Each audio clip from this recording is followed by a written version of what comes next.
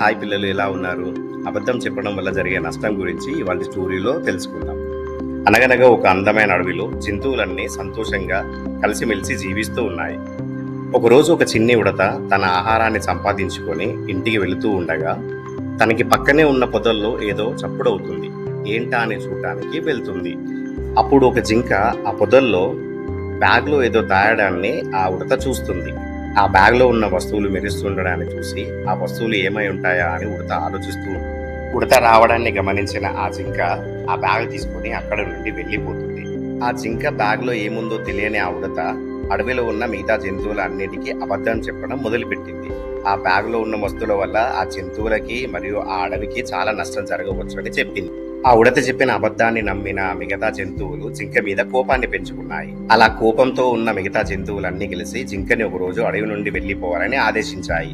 ఇలా తనకి నష్టం జరగడానికి కారణం ఉడత అని తెలిసి కూడా జింక ఏమీ అనలేదు.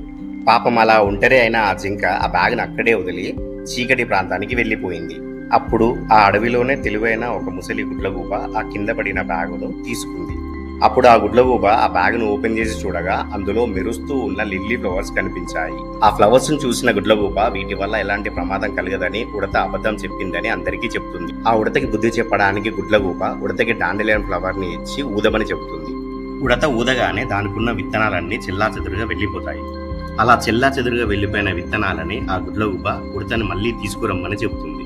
అది వీలు కాదు అని తెలుసుకున్న మిగతా జంతువులతో ఆ గుడ్లగూబ ఇలా అంటుంది: ఎలాగైతే ఒకసారి పువ్వు నుండి విడిపోయిన విత్తనాలు మళ్లీ కలవో, అలాగే ఒకరి మనసుని గాయపరిస్తే అది త్వరగా శాంతించదు. అప్పుడు తమ తప్పును తెలుసుకున్న మిగతా జంతువులు ఆ జింకని వెతుకుతూ చీకటి ప్రదేశంలోకి వెళ్తాయి. వెలుగు కోసం జింక ఆ మొక్కని నాటింది అని తెలుసుకున్న మిగతా జంతువులు ఆ జింకకి క్షమాపణ చెప్పడంతో ఈ కథ ముగుస్తుంది.